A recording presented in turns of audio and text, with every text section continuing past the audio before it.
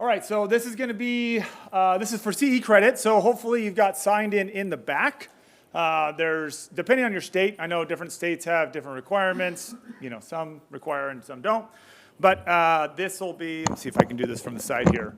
I want to make sure we try and get all this on, is this a good spot to stand back? We're good over there? Okay. So for the training today, we're going to give you as much as we can in whatever, an hour and 45. Stacy, can you give me like a 15-minute? Okay, and then if I'm going too much on something, you just tell me, okay? That's my wife, Stacy. Everybody give her a hand of applause. Stacy is not normally part of, she's a dental hygienist, so I'm so glad to have her here. She's new to what we're doing here, so it's awesome to have her this is actually the first time she's come and seen what Spark really is. She just hears about it at home over the kitchen table, so I'm really glad that she's here supporting. All right, so in this training, though, we're going to give you as much as we can that's relevant. So if you've got a question, feel free if we're on that. I will tell you if we're going to cover it. If not, but if it's something that's like hairball, like, hey, well, if I'm going to install it, how much do I want for my house? We will cover that after because we have a lot to get through. Believe it or not, like 2 hours is hard for me to cover what I wanted to cover in this. So I want to try and give you guys what you need, though, coming out of this training. So that way, even if you didn't join Spark or know anything about Spark, you should be able to inspect a solar system coming out of here, okay? So I'll tell you, though, we'll definitely make it easier. But kind of get into this and who I am. I come from the home improvement industry. I'm a licensed realtor, but primarily a contractor. So I grew up in the construction industry, and I have been doing solar now for going on 13 years.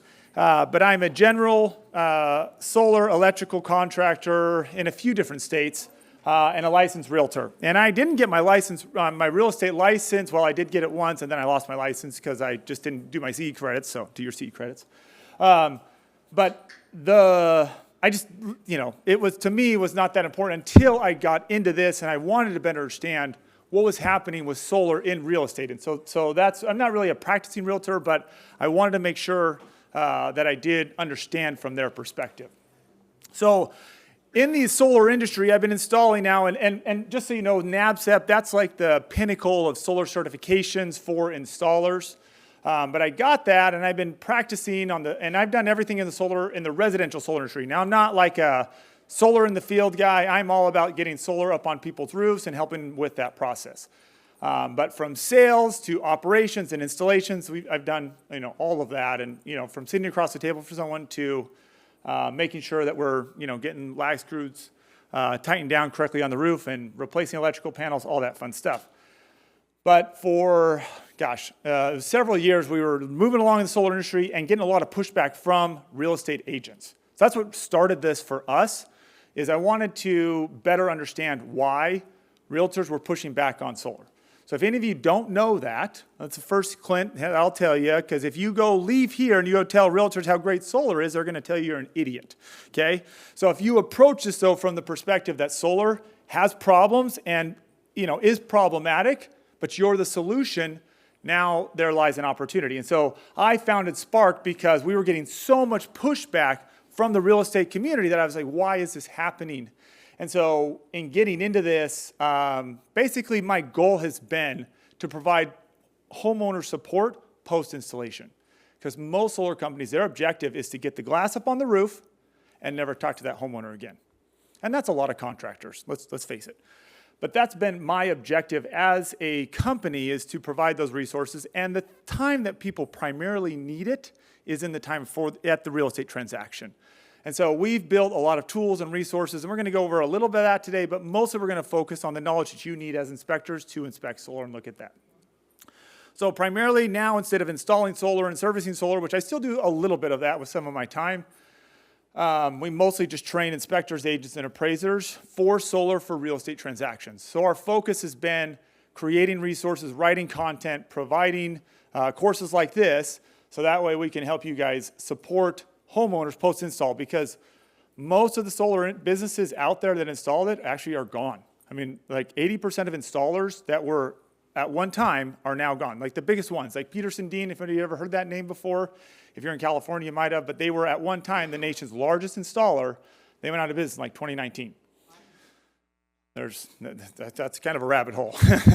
Bottom line, solar sales guys are a big part of the problem, and I know that because that's where I started. In the sales side of it, solar sales guys jump around, and there's not much regulation. California does have some with their, home improvement licensing. You got to be a salesperson there, but outside of that, the sales industry is very rabbitish, and so a lot of solar companies will. The way they're set up is you'll have a sales organization that is selling for an installer, right? And then there'll be finance companies, and then there'll be installers. And so the installers are getting financing through the finance companies. And then there's some companies that incorporate all of that, like the Sunruns of the world. They'll incorporate that whole ecosystem, but still usually have what we call solar dealers. So dealers are those sales organizations out there. But anybody who's on break from college oftentimes is out knocking doors, selling solar, pest control, or other things. And that's how I got into this. I had some door-to-door experience, and so I got into selling, and I was pretty successful at it. And our company grew really fast, and we didn't have anybody that knew construction other than me. So I went and got our licenses, and I had the background and knowledge and experience to be able to get licensed. And then I learned to install, and so actually I learned in New Mexico. There's a couple of New Mexico guys in here, but. That was, 13 years ago, and anyways, we've been doing a lot of things since. But now, primarily, like I said, what we do is mostly work with inspection companies. So these are all companies that we've trained and helped, and we hope, obviously, to incorporate your guys' companies as a part of this. But we certify outside of this as a solar certification for the inspection companies that we do work with. So, and I talked about this a little bit earlier, but solar is a problem. And so I'm going to first introduce some problems around this, because if you understand the problem, you'll understand the solutions that we're creating and really why this is a focus for inspectors.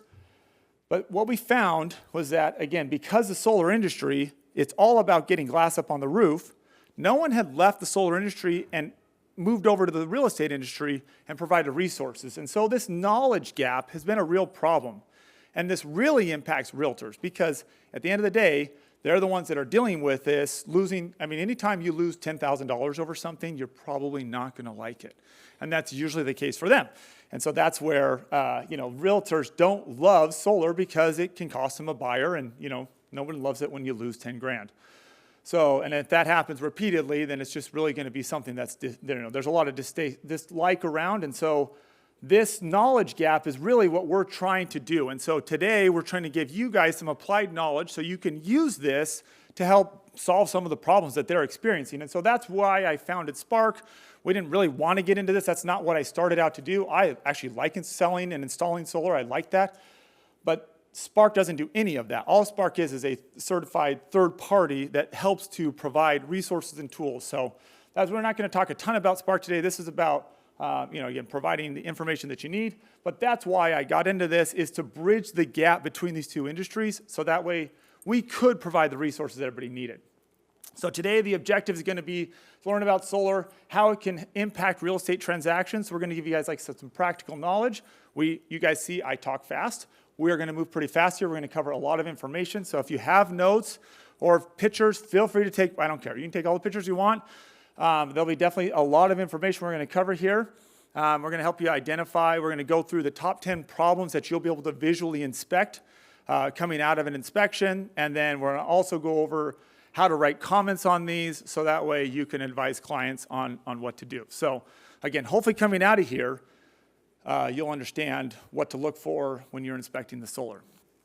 All right, now, how solar ties into the rest of the inspection process.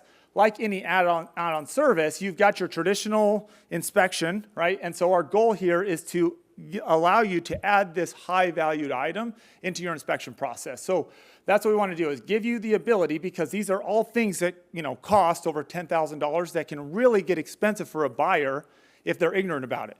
And so prior to this today, who here does not inspect solar? Okay, I think there's only one person I met at the whole conference that prior to today that was inspecting any kind of solar. This guy right here, there he is. Yes, and rightfully so, because if you don't know what you're looking at, right, it becomes a liability. And so we want to give you that ability so that way you can service them, because there are a lot of solar homes out there. Okay, so that's definitely as an item that can be very expensive to fix or replace, or especially initially install, solar is at the top of the list in terms of cost. We have systems. I just put a system on someone's house that was $150,000. It's huge, right? And that was on a $5 million home, but still, I mean, there are systems out there that are quite expensive, and so not inspecting them can get really expensive. Now, we've been doing this. We've been working with home inspectors for about a year now, and in the last year, we've done thousands of inspections with home inspectors. And this statistic, what we found is that 30% of the time, there are some serious issues that do come up that really should be addressed. And so not inspecting a solar system really can be quite expensive for a buyer and inheriting the problems of the solar. So in this photo here, we're going to talk about this as part of the top 10 problems here. But if you don't know that tree is shading that solar, you certainly can't advise on that. But that tree right there is definitely going to cast a significant shadow on that solar system and significantly drop the output of that solar array. But you won't know that. So how do you advise on that? How do you inspect for that? So because at the end of the day, that may be offsetting a $300 monthly bill, maybe whatever, depending on the size of that system, that could be $280 a month. But that adds up really quickly for a buyer. And so that could be thousands of dollars that they lose out on in not getting this inspected through you. So that's just one small issue. And again, that's one of 10 we're going to talk about shading. There's 9 others we're going to talk about, but definitely it's one of those things. All right, so today, like I said, we want to address problems first. So I want to go through how much solar there is and then the problems that it causes. So in the United States, you're probably wondering how much, is this really a relevant topic? 10% of homes in the United States that are owned by homeowners have solar already. So it's about 5 million homes, and it's a little higher than that number. So we created this number.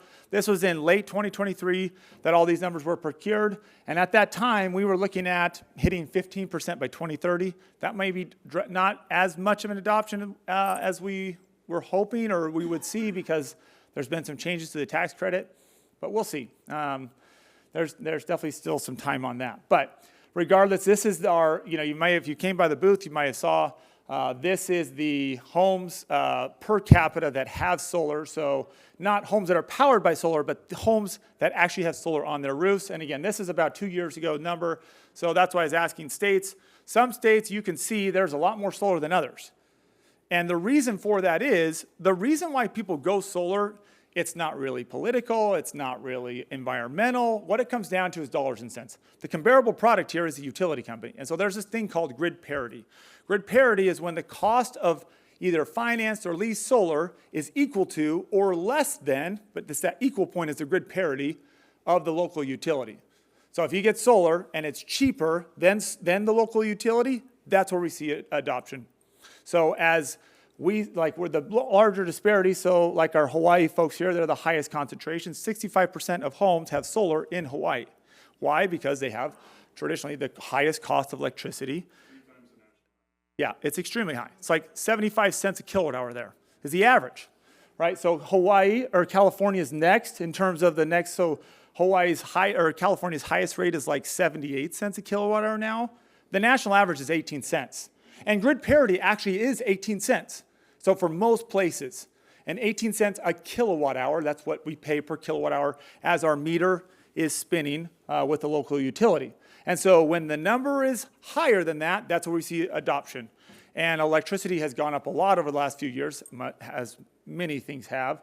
But as that continues to rise, we will see a higher level of adoption, largely because those guys that are out knocking doors trying to sell people solar, there's good money in it, and so they're going to continue to chase those people. And so it's not just something that they're calling up their local contractor to come out and install. This is very much a sales-driven industry.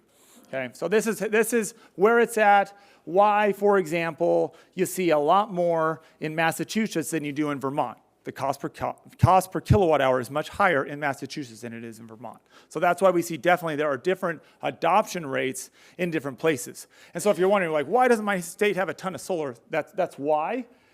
But as the cost of electricity keeps going up, that's a key factor. Also, net metering, which we're going to talk about, is another key factor. Like here locally in New Orleans, so there's 2.4%. There's 20,000 solar homes. Most of them are here in New Orleans because the local utility does something called net metering, where outside of it they don't, which is the buyback of power. So that way, solar, it only generates electricity during the daytime.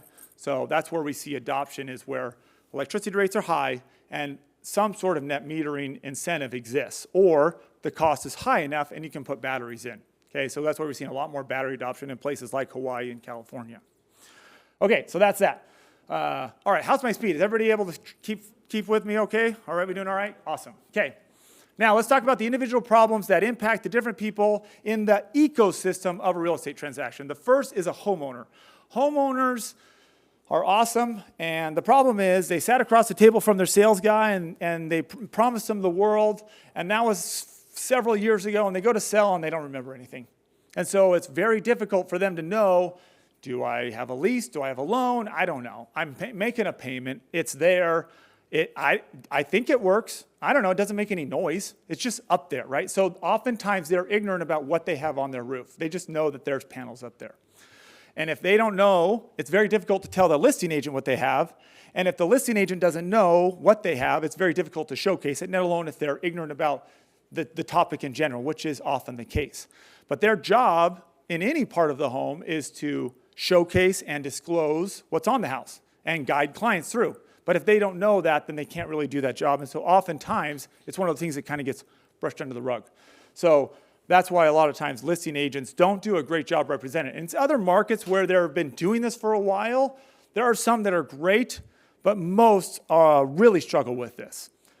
Buyer's agents, same thing. They're kind of on the other side of the table. If they don't know what's going on, they don't have it inspected, they certainly can't advise a buyer or renegotiate based off of a non-functional system or whatever, so that way their buyer is getting the best deal possible.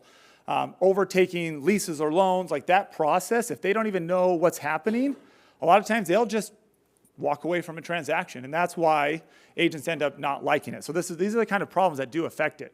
Home inspectors, you guys know, if you don't have the knowledge and the resources to inspect something, you omit it. You tell them that's not something we look at. Otherwise, you're liable. And so that's where, I ask, how many people are already inspecting solar? Because if not, it becomes a liability. So hopefully after this, you guys will have some base knowledge now about this. The appraiser, they will add the solar value in if they have the data. If they don't have the data, they won't. So, and then the last is the buyer. If they haven't, this has not been made clear to them, then they don't know what they have, right? And so they oftentimes don't then value that. So all of these problems, right, we address as a company, but these are the problems that do impact it. And so if you understand this, you'll speak to these people accordingly. And again, where there's problems lies opportunities, especially for inspectors. Okay, so this training today is going to be for you guys, for inspectors. We have different trainings for different people involved, like I've said before, but that's what we're going to talk about, okay? Now, these are things that impact agents, which impact you guys.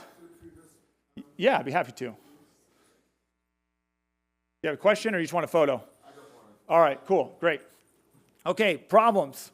Okay, solar that is not showcased by a listing agent ends up bringing in lower offers, okay? So that's obviously not good if you're trying to recoup the investment that you've made into a $30,000 solar system.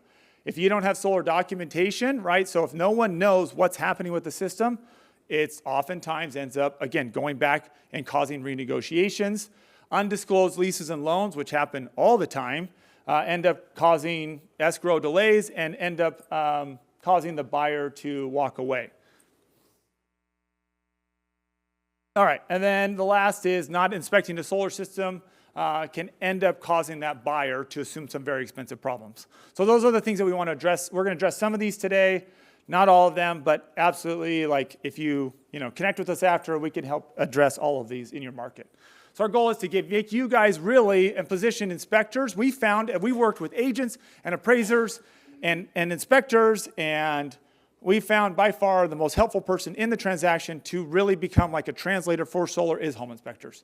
So our goal as a company is really to position you guys as a hero, really for agents and buyers and sellers to help provide answers to these problems. And so that's our goal as a company, is to help you guys with that. And if you guys do bring this kind of knowledge and benefit to them, again, it presents an opportunity for you. So you can leverage these problems into additional revenue for your guys' business and a better service for your clients. Okay, now that's kind of high level. Let's talk about ownership and contracts and the things that impact a lot on the agent side. But I want to talk about it in terms of what you guys are going to see. All right, there are four. So one of the reasons why agents don't like solar is there's 4 different contracts that tie a solar system to a home. So up to 4. So if it 1 to 4, there's always at least one, but 1 to 4, okay? And then, so you take places like Hawaii or California that have had systems for a while, that now they're putting on 2nd or 3rd systems. You then multiply this across each one of these systems. That's where you kind of compound that. So the first are the financing contract. These are solar leases, solar loans, solar PPAs. Sorry, we pulled this over from some, PowerPoint, whatever. But these are what determine the ownership method. This is where most of the angst lies, okay? And so in dealing with those, if they're not conveyed correctly, I've seen lawsuits about it. Anyways, a lot, again, lost transactions, that kind of thing. But this is what determines the ownership method, which we'll talk about next. Okay, the next is the installation contracts. So there's solar installation contracts, battery installation contracts. These are important for you guys because when the installer, it'll have on there who installed it, one, but what is the workmanship warranty? Because the most common problem with a bad install is a leaky roof. Anybody ever seen a roof leak because of solar? Okay. Now, the workmanship warranty on these are typically between 5 and 10 years. That's the most common in the industry, but state minimums oftentimes are 1 or 2 years. But this is what covers that and what determines that. But if the installer's out of business, then that's kind of out of luck. But in that installation contract, it'll have that, and that's where you'll find workmanship warranty information as well as equipment descriptions. Okay, the next is equipment warranties and workmanship warranties. These are different. The reason I want to make sure we're really clear about this is with the equipment warranties. I want to give an example. If you've got a solar system on a home, the installer's now gone, they're out of business, but the system was installed with Enphase microinverters. Those microinverters, they've got a 25-year warranty on them. And what's cool about Enphase is they will work with just about any licensed contractor. So while another installer, so if ABC is gone, XYZ can still service that warranty, and Enphase and even SolarEdge and other installer or equipment manufacturers will oftentimes cover some, if not all, of the labor costs to go out and swap out that inverter. So even though an existing installer is gone, or the initial installer is gone, another can take its place. So the equipment warranties will dictate that, and so understanding the difference between the two is really helpful because, again, you're able to advise. Because sometimes we'll get an install, a buyer will come in, a system may not be working, and an installer will come in and be like, oh, this SolarEdge inverter is 4 years old. We better, it's going to cost you $7,000 to swap that out, when really it's under warranty still. So $1,000 of labor would have done everything because SolarEdge is going to give them a brand new inverter for free. So that kind of information is very, very helpful. So knowing, we're going to talk about equipment lengths and typical warranties next. As part of this next part here, but knowing the difference between the two is really helpful. Okay, then the last is net metering. That is with the local utility. That is the agreement to buy back power that the system generates in excess of what the home uses. And so that is either done at a per credit rate or a buyback rate. So there's either net metering or net billing. That's not super critical for this training, but just knowing that that's an agreement. That agreement, and if you've seen any of our documentation, we always recommend that net meter agreements are transferred rather than canceled and starting new, because almost all old net metering agreements are better than the current ones. The local utility companies have done nothing but make those worse. So for example, in Hawaii, you can't net meter at all anymore. New installations won't let you send any power back to the utility company. So knowing that is really helpful, because if you've got a 15-year-old system on the home and it's still able to net meter, that's something that you want to make sure that is passed along instead of canceled and starting anew. So that's the kind of information that's really, really helpful. Okay, so that's why I say these contracts are ultimately why agents don't like it. And so them having a better understanding, which inspectors can be the source of that, is a very good reason to help them better understand that. Okay, next up I want to go over ownership methods, okay? All right, ownership methods. There are 4. The first is owned solar. This is when it's owned outright. Where this matters is, right, so we're talking about repairs and resale equity. again, for agents, there's a little bit different things that we'll cover here, but the homeowner owns the equipment, and they're responsible for the repair or maintenance of that equipment unless the installer is still in business and that workmanship warranty is still live. So if a buyer's taking over the home, knowing who the installer is, and if they still have a workmanship warranty, really helpful, because if there is a leak and that installer is still in business, then they should be responsible for repairing that. Yes. Oh yeah. Yeah, they're typically transferable, but some will charge a fee, so it's kind of thing that it should be looked at. And that's where, on the listing side, the agent really should be providing that information and sourcing that. A lot of times it's available, you just have to find it. I'll give you a quick tip here. A lot of this documentation, so the contracts in the last slide, those are almost always discoverable in a seller's email inbox. Almost all solar is done through DocuSign or some sort of digital signature, and they just have to go in and search, those contract types. If they will go in there and search solar installation agreement or whatever, or net meter agreement, and in their inbox, that's where we're going to find a lot of these documentation, which are critical for disclosures, okay? Good question. All right, next up is owned with a loan. The reason this is different than owned outright is simply because there's a lien against it, okay? A loan it's not technically a lien, it's called a UCC filing, which makes it a fixture filing, which actually makes this solar system private property rather than a part of the property that can be assessed. And so for appraisal purposes, the loan impacts it. But again, maintenance and repair is on the homeowner or the installation company. Now, a lot of times people are like, well, the installer's gone or the loan company's out of, is still on there. I'm not responsible for paying for this because the installer's out of business. Not necessarily. And so that's why knowing that, it's like, this is your stuff. You should still make sure that it's taken care of because a lot of times a little bit goes a long way with solar. So a little bit of repair, a little bit of maintenance can yield a huge dividend because it's the one home feature that's generating money for this person. If you look at electricity as an item that all people will consume, then you've got something that is generating electricity without any input. No one has to go up there and oil this thing every day or feed it gasoline to keep it running. The sun is going to keep shining and producing electricity, and obviously that's why it's considered renewable. But a little bit of maintenance goes a long ways, and so knowing that, again, becomes very helpful. All right, the third ownership method is leased. Okay, this is when the solar system is owned by a third party. Okay, so a lease or a PPA. Everyone always asks, what is a PPA? A PPA is a power purchase agreement, which the difference between a PPA and a lease is they're almost exactly the same thing. Just some states allow leases or PPAs, but it's basically somebody else owns the system, and that lease company is responsible and liable for the repairs on the equipment. Now, should you inspect a system that's leased? Absolutely, because we see a lot of times the lease companies, they're just a bank. And they don't really care whether the system is operational. What they care about is that homeowner pays them, okay? And the only way to get them to pay or to pay for repairs is for a third party to show that it's not working.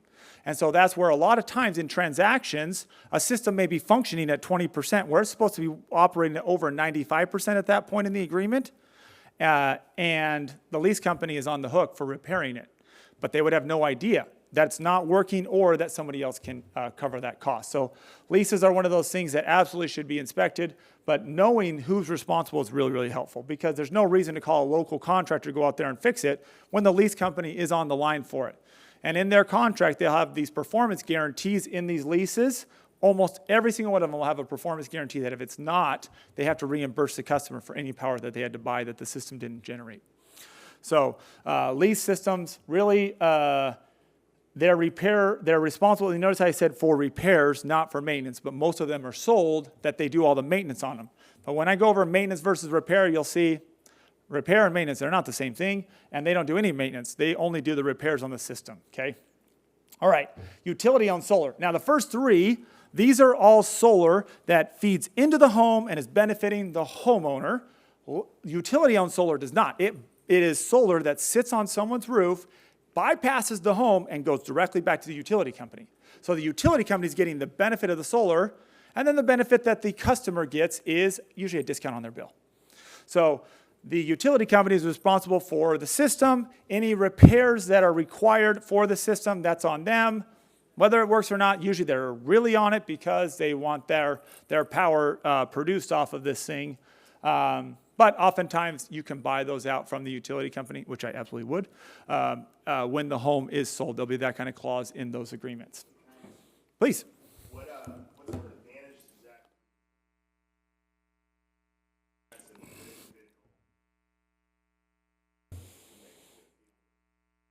Yeah, it's way cheaper for a solar system to go up on an individual's house, and because there's no transmission, there's no distribution, there's no degradation of your power over distance, because it goes out of that house and into that house, or it goes off of that roof and right into that house. And so it's point on delivery, and there's no transmission or distribution costs. There is a lot less of these today, of these utility-owned, than there used to be, but these definitely exist. So I know like Illinois has got several of them, Arizona's got them, I think Louisiana's got them. Right. It's also, the reason solar is always on roofs is because the structure's already built. They just put it right up on top of it instead of a ground mount. Ground mount will add about 30 to 40% to the overall cost of the install. So it's way cheaper to put it up on someone's roof, especially when you're buying these things at scale and you're the one allowing them to get turned on or not. Because a lot of the fees that go into installing solar are called soft costs, which I'm sure you guys probably know the difference between hard costs and soft costs. That's equipment versus permitting and labor and the other things that are non-associated with equipment. And so they're the ones that are just saying, yep, we're allowed to turn our own stuff on so they don't have any associated costs. So it does cost them less to install it on someone's home. Another question? Yeah.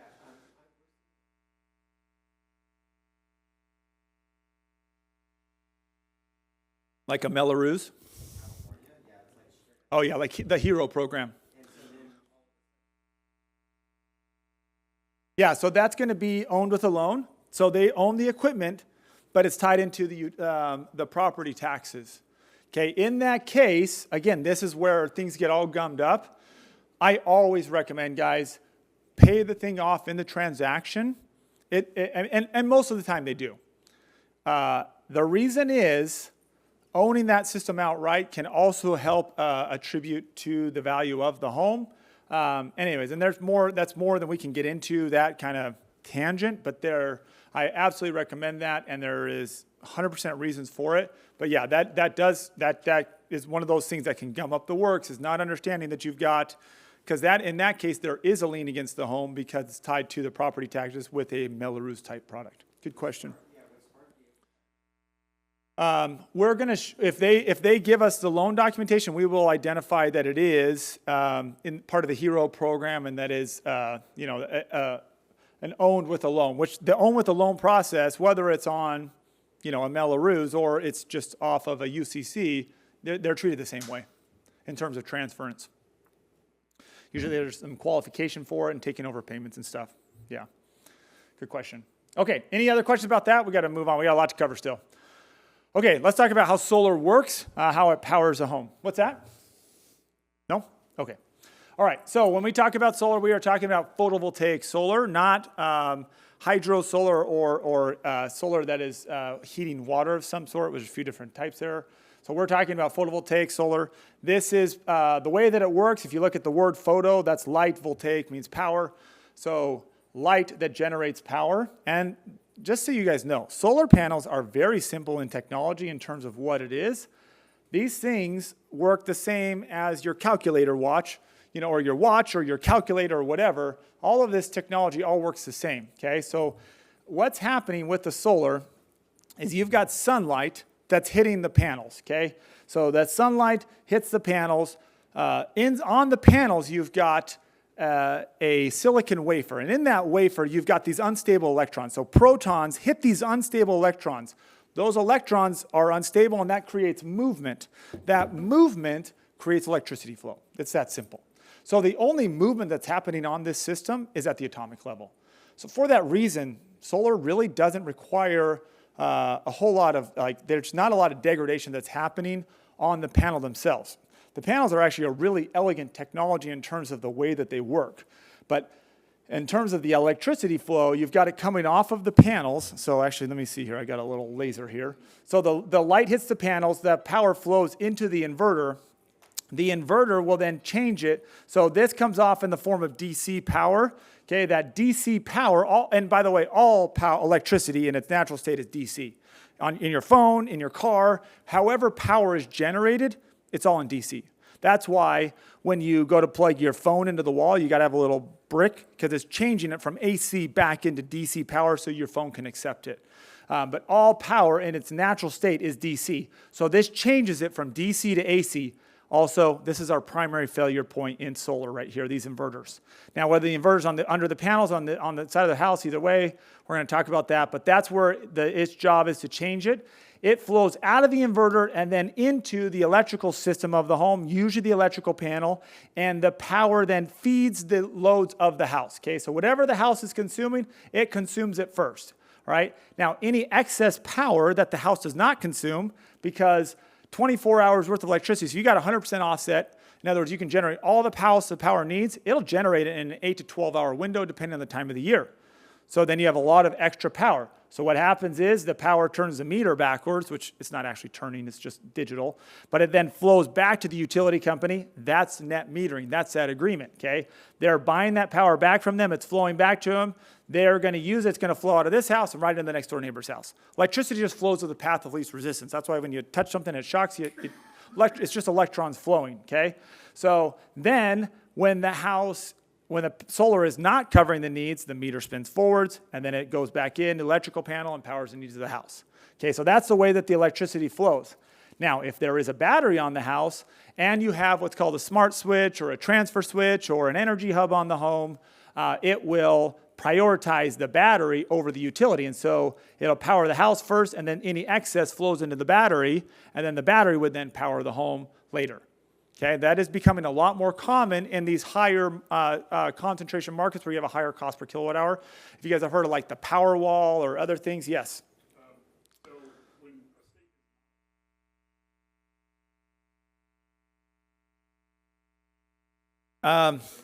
So in Hawaii, they're not even feeding back to the grid. So in Hawaii, you have to have this switch here that turns it off. So any excess, what'll happen is basically these electrons just stay right there, and this won't let them. So there's a software inside of the inverters that says, nope, can't send anything back. So it'll meet the needs of the house first, and it just sits there. Hawaii is the only place there that does that right now in the United States. So if the house has got solar on it, other than Hawaii as a new install, and this will change with time, that's why, stay tuned. We'll keep you apprised.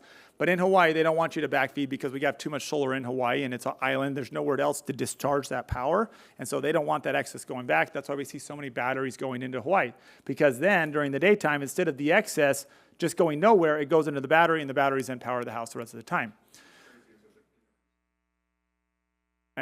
Don't get me started on that. I hate solar farms. Because the genius thing here is that if we were to start the grid over again today, there's really no need for a utility company. Almost every roof can power itself with enough power and batteries on the house to cover every house to be almost fully energy independent. Yeah.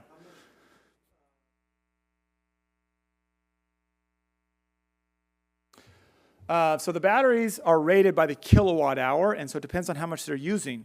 So if at night, if you're just powering the house at night when the solar is not shining, right? So if you are using 26 kilowatt hours a day, you only need you'd want about a 13 kilowatt hour battery, which is what the Tesla Powerwall is rated for. So your typical home, it depends. In Arizona, where I live, our air conditioners run 23 hours a day to try and keep up with that 110 degree temperature, you know.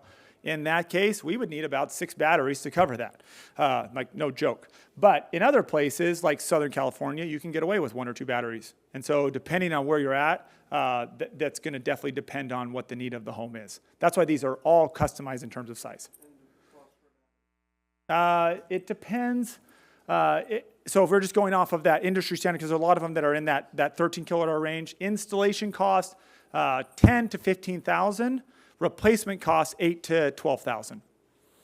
Yes, because you don't have to put in all the extra wiring, and then we're going to talk about life cycle of batteries here. Can you give us an idea of That's what I was saying about.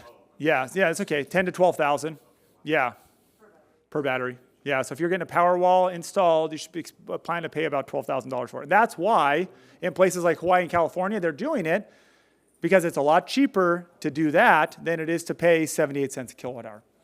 But if you're in, Maine, and it's just the cost of electricity is 13 cents, it does not pencil financially.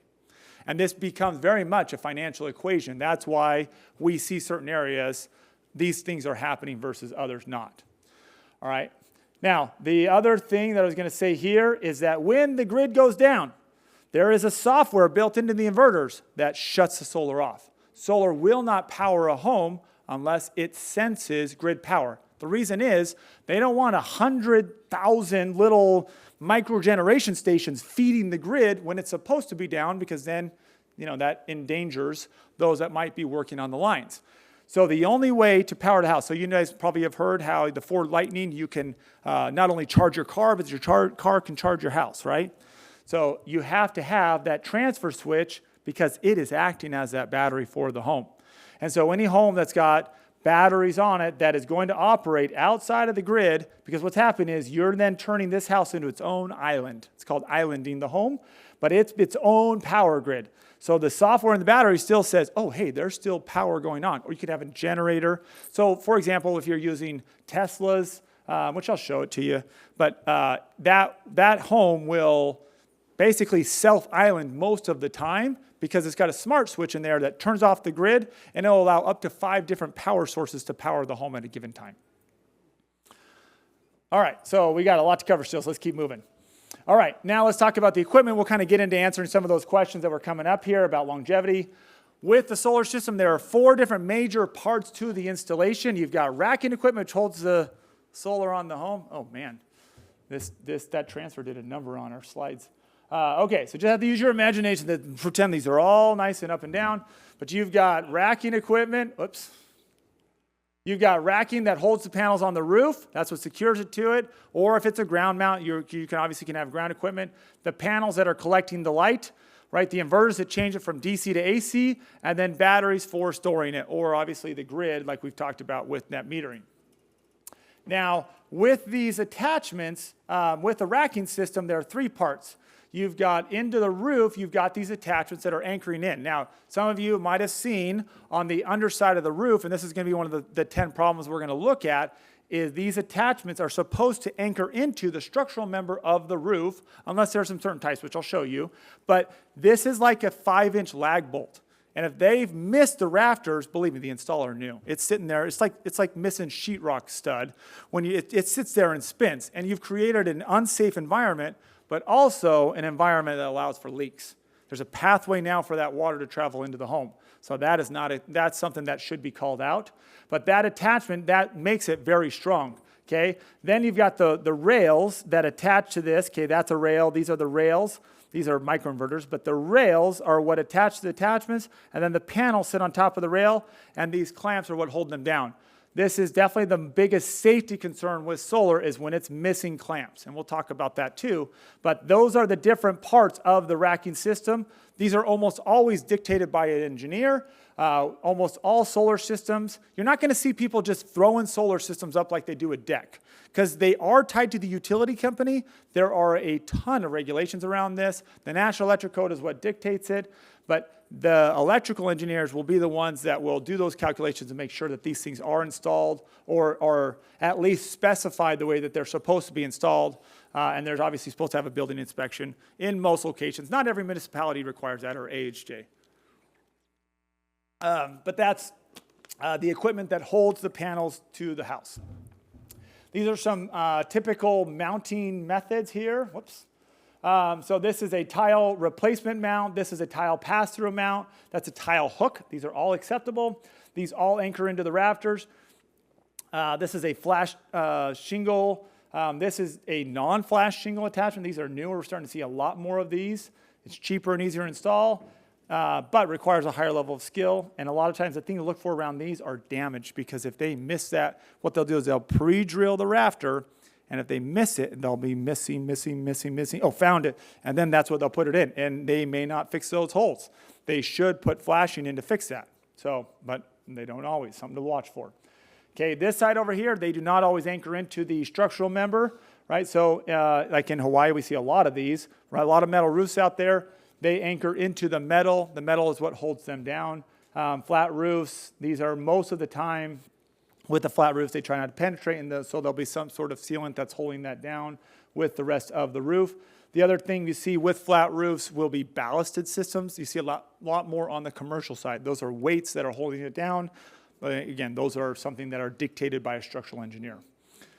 Okay, now, next part is a solar panel. So that's the racking system. The solar panel itself, probably one of the most simple technologies out there.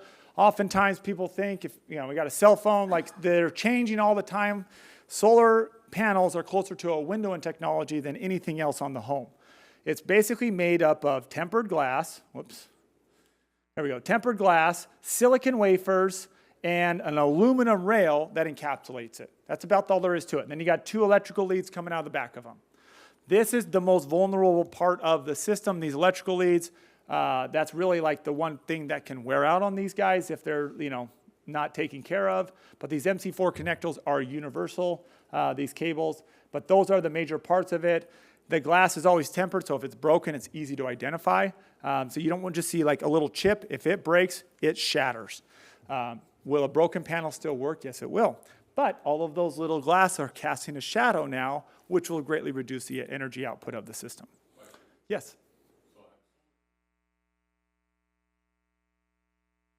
That's such a good question. Oh my gosh.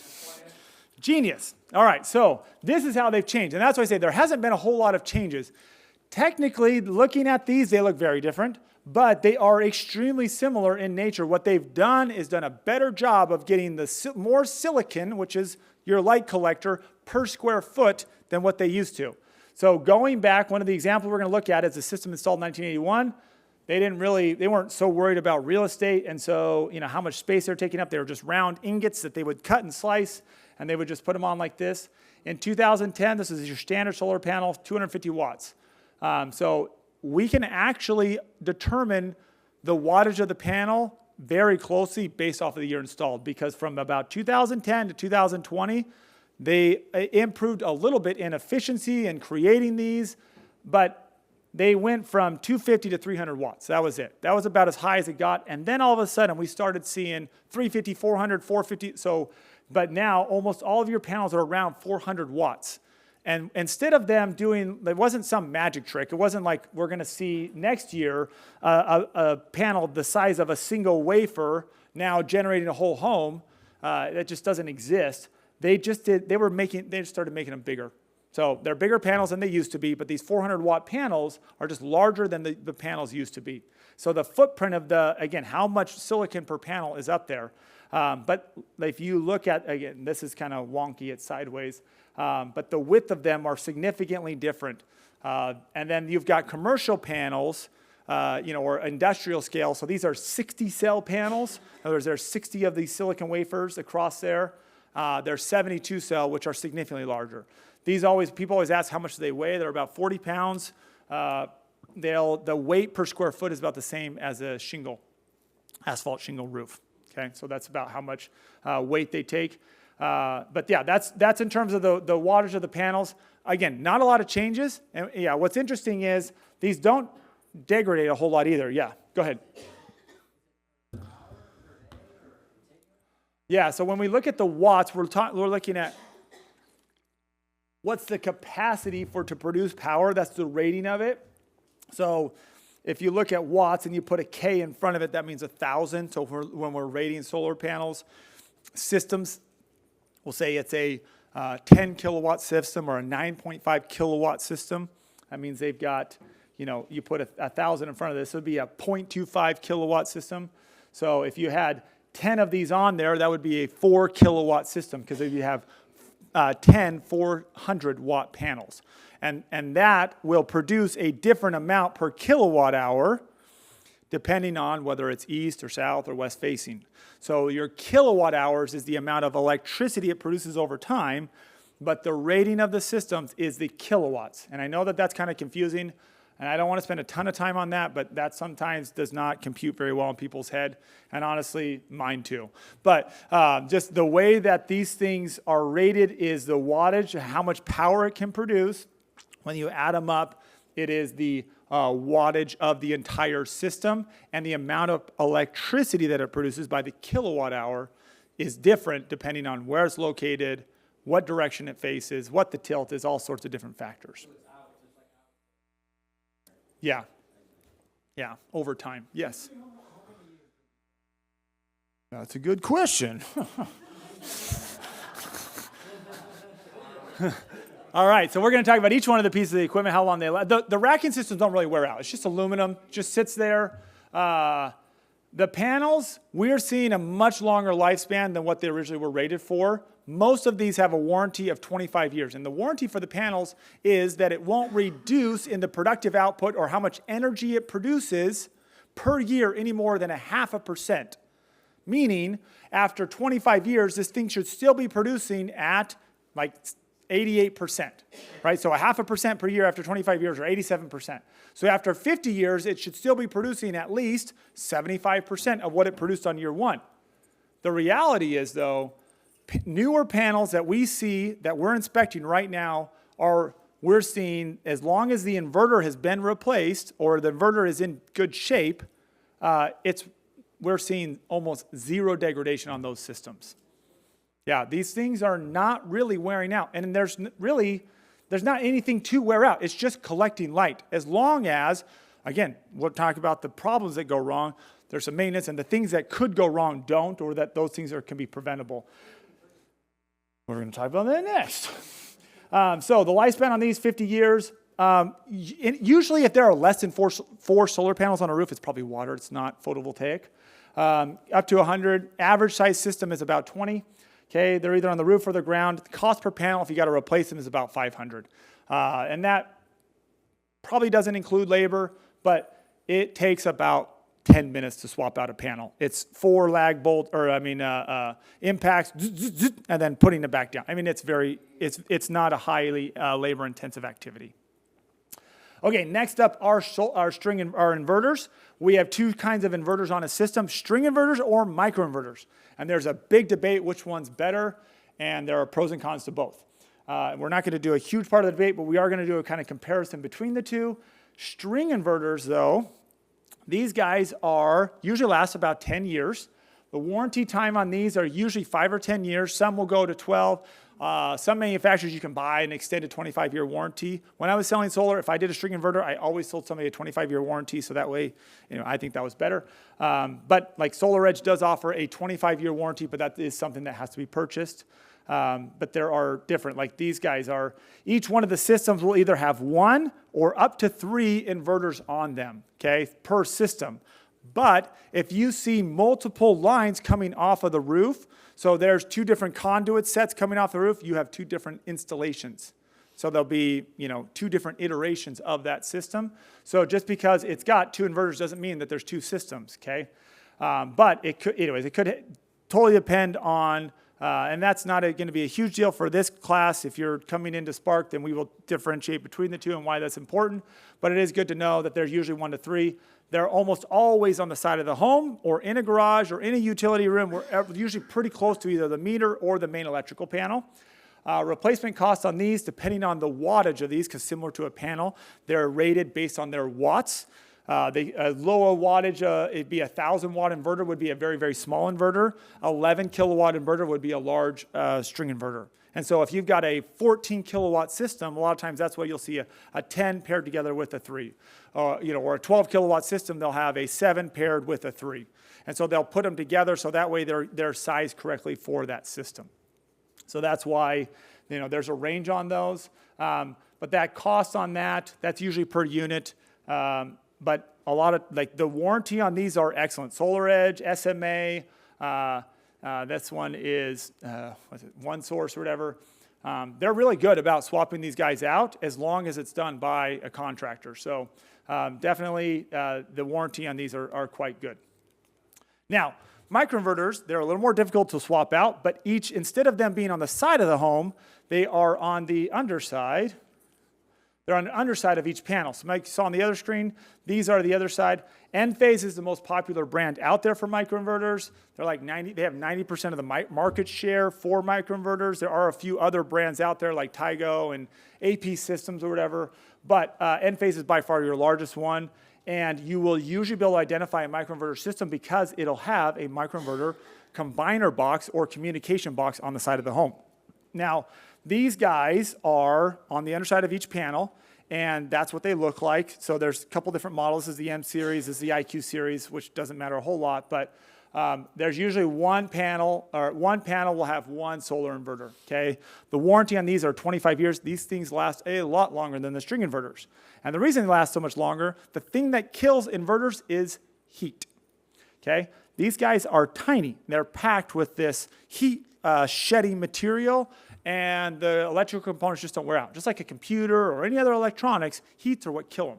And so if you notice, like on the other screen here, those are heat fins, and these have built-in fans. One time somebody sent me a video like, what is that noise? And it was just, you know how electronics are, like a fan was like, zzz! It was like, it was off, and he's like, what is the noise that it's making? It's like, the fan has just gone bad, and that's why it's making all that noise. So these guys shed heat like crazy, and they really go bad when they're directly in the sunlight. So that's why, like the 10 years is a pretty accurate estimation in terms of how long they last. These guys, though, they last a long time. And other than their very first iteration, which are like 2010, 2011 installed inverters, they all have a 25-year warranty, and we see very, very few of them wear out. Occasionally they do, though, and Enphase, again, is excellent about just sending out a replacement to an installer to swap that out. $100 to $300, that's usually labor because the cost on them is negligible, if anything. That's right. Yep, so that right there is spaced the way that it is because their panels will go over top of those. Very good question. Yeah, so they're more difficult to get to, but they last longer. So that's why I say there's give and take with micro and string inverters. These guys will last 25 years, where the other ones will last 10 years. So these are easier to replace, but they need to be replaced more frequently. Yeah.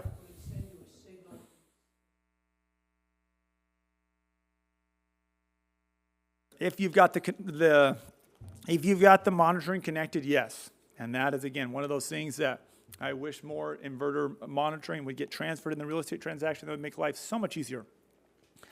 But not having that can be difficult. So a lot of times you got to go in and track it down. But yes, if you've got access to the monitoring, that's a huge win. And the monitoring happens inside of this guy. This has got a brain inside of it right there. These all communicate with it. And usually they're mapped, and you can see exactly which one has gone out. Or if you got your thermal camera, right? So you got a thermal drone, you can scan them. The reason thermal shows up for solar is because all those electron movements, they're not going anywhere. So that's why it heats up, is it's not able to discharge that, and so it'll get hotter. So that's why they show up hotter than your functional panels.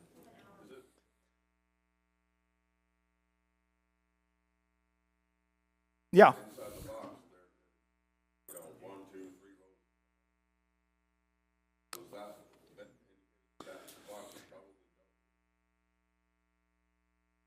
Well, on the monitoring they will. In the box it won't necessarily say which one it is, but inside of this box there'll be a light on there, and there's 3 lights in there. And so the first light shows communication with each inverter, the second light shows production of each inverter, and the third light is just to connect to it, and the fourth light is that it's connected to monitoring. So 1, 2, and 4 should all be green. If they're not, there's a problem. Yeah. Yeah, a lot of times they are, and they oftentimes are connected to cellular, and the older ones, if they're red, it's because they put in a 3G cell unit in there, and 3G no longer exists. So these can get, all of the Enphase can connect to, well, all of the newer ones can connect to the Wi-Fi, not all the older ones. Okay, we got to keep moving. I just got my 1 hour, and we got to get our top 10 problems take about an hour. So let's keep moving on this. The other part of the equipment is the batteries. This is not as common, so I'm just going to go through this quickly. This is your backup load panel. So this could be the whole home, or it could just be select loads that are being backed up by your batteries. This is your smart switch I was telling you about. The electrical lines from the utility come in here, and then on this side, this is everything that's local to the home. So you could plug in a two-way feed EV. You could put in a generator, solar, batteries, all that stuff on this side here. So you can have 5 different power sources powering the home, including the utility. That little switch is what then controls whether the utility gets to take your power or not. So that's what they look like on the outside. It's called a Tesla gateway, but really a transfer switch is really what's happening there. And most of the major battery manufacturers do offer these. Batteries, lithium-based batteries, 4,000 cycles, which translates into about a 10 to 12 year life cycle on these. 10 to 15 year warranty are pretty typical on the batteries. They're usually in the side of the home or garage.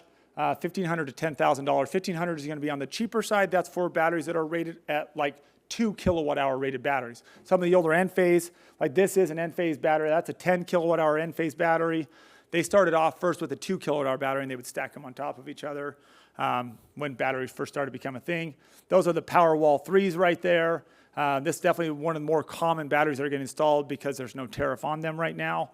But this has an integrated inverter. This has what's called a hybrid inverter. That's the other thing I would mention about this. A hybrid inverter for them where there is no other inverter. It's coming off of the panels. It's inverting it here in the battery and then going into the home through that. So it's kind of cool. It has eliminated the need for that extra failure point. Okay, that's that. All right, so let's talk really quickly case study here, then we'll be off to our 10 problems.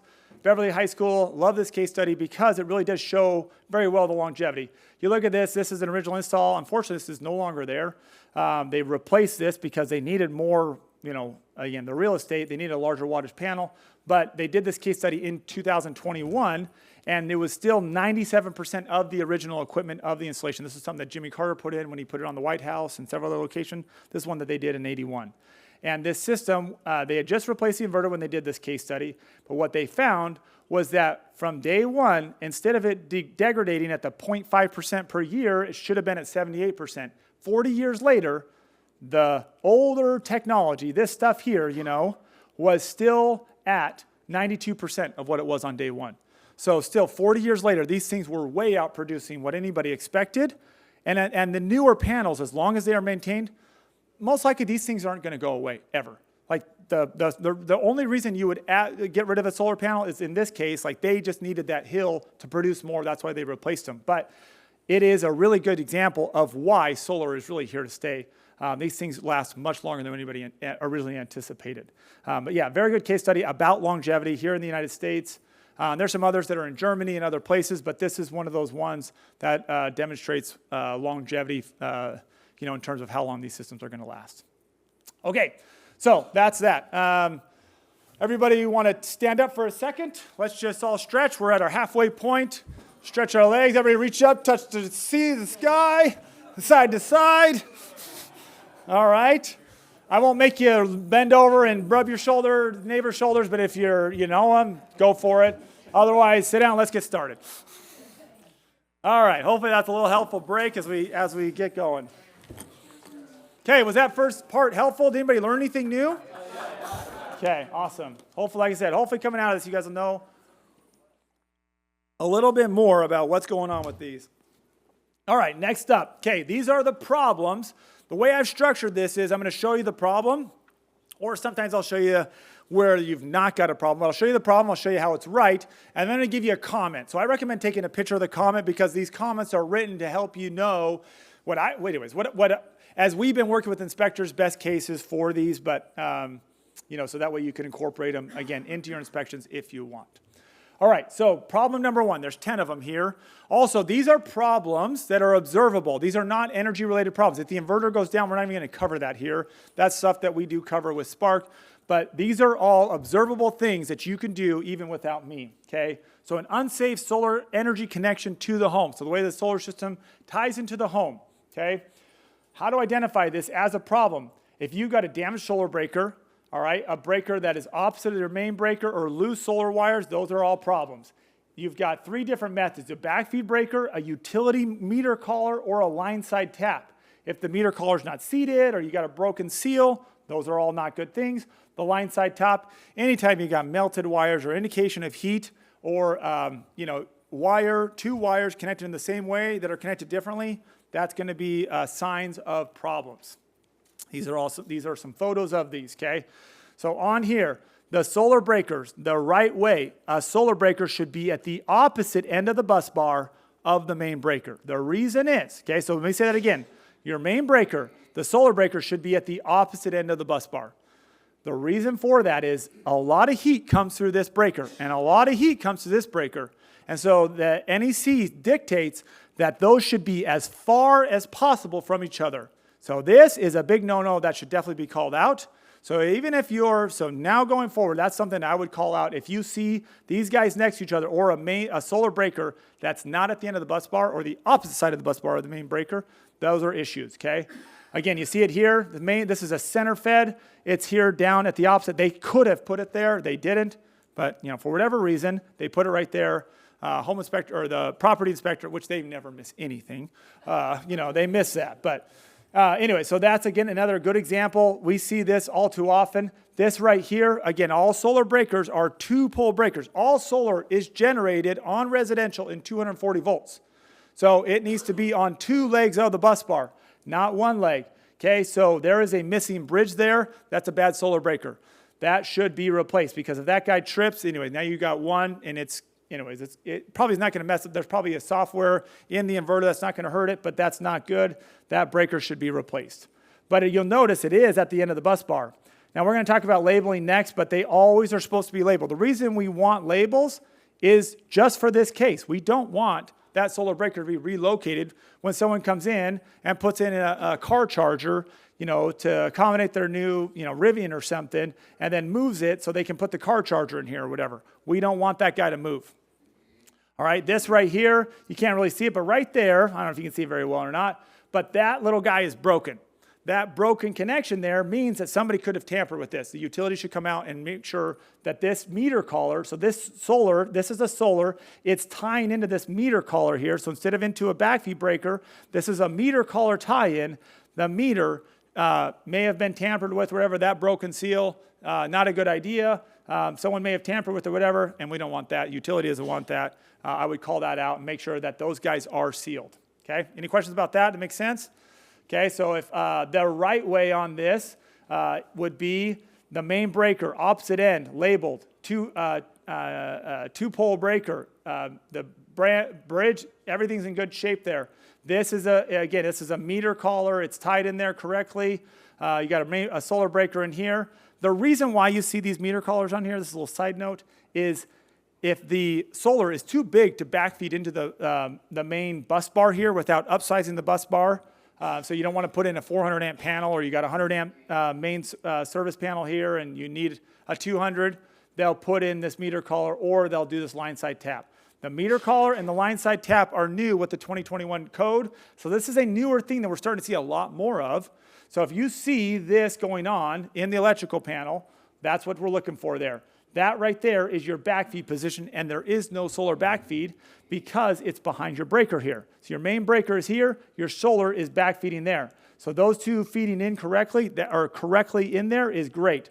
Also, that red is on there, that's good. This should be red, this should be black. The solar line should always be labeled red and black for your positive and your negative. White should be there. That green there, you should always see a green solar ground as well. Solar ground should always be a green wire. All right, so that's how it should be tied in. That's the right way. Okay, so if it's not like this, now you might also see an electrical panel that is what's called a solar ready panel, might be a 225 amp panel, and the main breaker may be here, and the solar breaker may be here, but it's on its own separate bus bar. That technically is a line side tap because it's probably tying into your lines up here. So even though they're next to each other, that doesn't mean that it's on the same bus bar. Does that make sense to everybody? Oh, what's that? Yes, and a solar ready panel, that's correct. If it is on the main bus, it should be at, like this guy, the opposite end of the bus bar. Yeah. Thank you for clarifying that. That one does through your main breaker. Okay, so this one here, your overprotection device technically is your main breaker. But the reason why they would do this, again, the solar may be too big to be able to handle this, and they don't want to have to upsize. Or sometimes, has anybody ever seen a 200 amp service with a 150 amp main breaker on it? that downsizing happens in order to be able to allow less loads on the main panel so you can upsize your solar and that panel would handle that. You rarely see that now because of this. This is what has changed that. Okay, so, and again, that's kind of a gray area or whatever. This is something that if you run into this, you need help on this, just reach out to us. That's obviously kind of getting into some specialty stuff there, but we're happy to help on that. All right, now here, solar breaker being installed too close to the main breaker. Solar breaker installed in the main electrical panel too close to the main breaker, posing a risk for overheating the bus bar. Recommended evaluation and correction by a licensed electrician to relocate the solar breaker to a safe position. So all of these are going to describe the problem, what the risk is of that problem, and a recommendation for how to resolve it. That's how we write all of these comments here, okay? All right, problem number 2, missing solar labels. All right, labels that are not present, so there's 3 places that labels are important. In the solar backfeed breaker, near the utility panel or main electrical panel if it's a combo panel on the outside of the house, or the solar conduit on the outside of the home. Now, if it's a pre-wired home, so California folks, new installs that are pre-built with solar, no label required on the solar conduit because it's all internally run. But for everybody else, if the conduit's outside of the house, it should have labels on it. Because the last thing you want to do is tie your AC lines into a DC lines. You'll have a bad day. But yeah, so we definitely want to make sure that we've got a label there. It's not handwritten, okay? Anything, so if it's handwritten, it's missing, it's in the wrong position, right? If these electrical panels they're faded or they're painted over, which happens a ton, but sometimes, and I'm nice and I'll just take the tape off, the painter will have taped over it and just forget to remove the tape. The tape just needs to come off of there and the label will be underneath, or just no label there whatsoever. But yeah, the conduit we're talking about is the one going up to the roof. So you're going to see conduit running between your inverter and your main panel. That does not always require labeling, but it should have labels going up to the roof. Okay, so these are some examples of that. You got a main panel there. This is obviously no breaker. This right here is saying solar. That's the right spot, everything else, but that should have a permanent label on there. So that way someone doesn't relocate it and just write it someplace else. This is probably not the solar breaker. Even though it says solar, those are 2 different breakers there. That's not a broken, if that is, it could be broken, but most likely those are not, that's not a solar breaker at all. And these conduit don't have to be painted, but they should be labeled, okay? So the right way, this is what it should look like, right? So labels clearly identifying the solar, a label near the meter. The whole point of these labels, guys, is for firemen. They need to know that there is a power production on site here, and they need to be able to shut it off in case they got to chop into the roof or something. And again, this is a safety concern. You shouldn't tie in directly into a power source, and especially if it is not DC, unless it's behind an overcurrent protection device. Okay. All right, so that's labeling. All right, missing solar label on the solar conduit. The way it's labeled this one, electrical conduit located outside of the home for the solar system does not have any labels, posing a safety concern. Recommend to add solar labels to ensure that no unsafe electrical connections are made directly to the solar equipment. Okay, problem number 3, solar panels located in fire code setbacks. There are places where you can install them and places you should install them. This has changed a little bit over time. These are the current codes, okay? So sometimes if you get installed that happened in 2010, they didn't have all these codes, but now they do. And when we at least judge these, we judge it based off of what the current code is, but we don't call them, we call them best practices. You guys know that. Now, what they are, the codes are, is there should be a 3-foot walkway along the ridge of the roof, and there should be a 3-foot walkway on one rake edge of the roof, okay? And the panels can go right to your drip edge of the roof, okay? You want me to say that again? Ridges, we need 3 feet, so that means 18 inches on both sides. There should be one rake edge, so there's got 2 here, but this guy is right next to the edge, totally illegal. This one here, though, does allow ingress or regress for a firefighter. They can get up in there safely, get up on the roof with their axe and start chopping in right here. Without that, it's hazardous to walk on those. We don't want that. Here, if these guys go over the drip edge, I would call that out, but those guys, totally fine going right to the drip edge. A lot of inspectors ask about that. It's not really part of the fire code, so I always bring it up here. Any questions about this? All right, these are violations right here. So these guys right here, that's too close, because on this install there, other thing here to notice, like that was stupid of the installers to put them here because these are almost always going to be shaded, which those being shaded is probably shutting down those panels most of the time. Dust shuts down panels 3 to 5%, guys. This is a really good thing to know. 3 to 5% reduction for dust, 100% production for shade. So, you know, everybody's always worried about dust, but they don't think about debris and trees and all that kind of stuff. All right, here, that's a little too close to the ridge. That one's good, but those are too close. Here, these are too close. This is one of those 2010 installs. Technically, they're fine over there, but just something worth calling out. I would not make a recommendation, though, to relocate these. It's just like, if I was telling a homeowner, it's like, something to be aware of. If you come in and put more solar here, because a lot of times, just make sure that there is a fire code, okay, or there is a walkway there. This is a fake picture, but just so you can see, a lot of people think like, oh, it looks so good, just covering it wall to wall on there, and that obviously wouldn't be great. Maybe that's 18 inches up there, I don't know, but if you got rid of one of these, this roof would be fine, okay? That make sense, everybody? Okay, so probably not going to read each one of these, but you guys see, take a picture of that. Just like I said, for time purposes, we want to keep moving. I want to bore everybody. All right, so violating panels, obstructing walkway for first responders. You know, we're just trying to make that clear. All right, number 4. Trees casting shade on solar panels. This is a maintenance issue, okay? This is a real problem. So let me teach you guys something really quickly. Right here. This west, south, and east, for those of us that live in the northern hemisphere, this is your like danger zone for shade.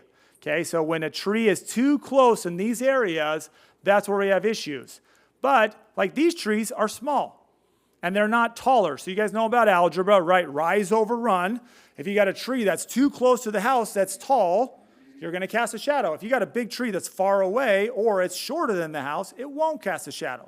So that's kind of your rule of thumb there is shading in these areas. This is afternoon. The sun, remember, the sun comes up in the east and goes down in the west. But it will track across the south side. South side of the roof is almost always preferable for solar. The reason is it's going to get the most sun hours. That's why it's almost always on the south. But east, it's going to shade it in the morning. South, all day. West, in the afternoon. Okay? So that's what we're looking for is these trees, totally fine. No problem. Love them. But trees that are within this range, and some areas where I live in Arizona, it's not a huge problem. Some areas where you guys live, this is a huge problem. So trees, I love trees, but you know, trees in the wrong spot, it negates the ability to produce power, okay? So knowing that for a buyer, they won't know that. Now you guys can help them understand that. This right here, perfect example, no trees. I'm just kidding. No, so actually one of a cool fact about trees, a new tree produces like 3 times as much oxygen than an old tree. So cut down your old giant tree and put in a new one. All right. Okay, so these are problems here. Oh, you can say, darn it. So these, use your imagination or turn your head sideways here. These are on the west side here. This is casting a shadow here. Also, you know, you're getting debris under there. Branches, once this guy grows out a little more, that could fall on there and break that panel. This right here, this is a huge problem. I'm going to show you more of this install later. This is directly south of this. These panels almost never turn on. We looked at the end phase report on this one to see across the year. These guys turn on like a little bit in the late afternoon, and that's it, like part of the year. So it's like this is a giant tree that's casting this massive shadow over these. Right here, this one, this is one of those things. This is from one of the first slides. This is a tree that's taller than the house, casting a shadow on that. So till probably about 11 a.m., we're going to cast a significant shadow over that, making it that it's going to lose significant sun hours with our production. So maybe they trim the tree back, maybe they replace it, whatever. But again, buyers, it's good for them to know that. It's good for you guys to understand what we're looking at. Does that make sense, everybody? Cool. All right, so this is what I would recommend here. Trees to the south of the home are shading the solar panels, reducing the energy output of the solar system. We recommend trimming or replacing the trees with smaller trees as necessary to maximize solar energy production. All right, number 5, loose solar wires under the solar panels. Remember I said solar wires are the one vulnerable point of your solar panels, kind of the guts hanging out. So with this, you see here wire management. If the installer was cheap, which that's never happened in construction, that people cut corners, but you've got wires that can hang down, and those wires moving around, swinging in the wind, getting caught in debris. If you got snow melting, going under it, pine cones, birds, whatever, we don't like that. So wires hanging down can cause a real problem. abrasions. It'll basically make them stop working. This can take because the wire is a part of the panel itself. Now this is a microinverter right there. That's an old N-phase microinverter right there. So the inverter wire, it's one thing, but that panel wire, if it gets a hole in it, that panel could be toast, which is stupid because they should have just tied it up with a better zip tie. Anyway, so UV resistant zip tie or some sort of a metal tie on there is the key, but you will be able to see these from the ground usually, but that's what you're looking for. Is there daylight under there, or do you get a bunch of spider webs that are actually wires? All right, so these are good examples, right? So this right there, you see daylight, okay? And sorry, again, thank you, PowerPoint. But that would be like this one here, wires that are all tied up nice and tight, that are up along the rail. We want them off the roof. We want them secure. Otherwise, like I said, there can cause problems. So loose and improperly secured wires under the panels, which can negatively impact the solar panel's longevity. Recommend securing those wires with UV-resistant material to improve the solar system's remaining life. All right, number 6, improper roof penetrations. So these are, you're not going to see these typically on the outside of the roof. You might. Like I said, if you've got somebody who drilled along and left his damage on the roof, or her damage on the roof, whatever, those can cause problems. I was training somebody and he said, we call those shiners. That's a solar shiner right there. So if you get a solar shiner, and the friend, that was somebody from Arkansas or something like that. Anyways, but yeah, those shiners are not good. That right there means that system is not really secure to the roof, okay? You've got a pathway to water, okay? This is that right there. Anybody ever seen that before? Right? This is the way that it shows up. So that could be either they pre-drilled, right, and just missed the raft, or maybe it's secured in there, but they damaged the roof and didn't, fix it correctly. If this is right under the solar array, bet you it's the solar system that caused that, okay?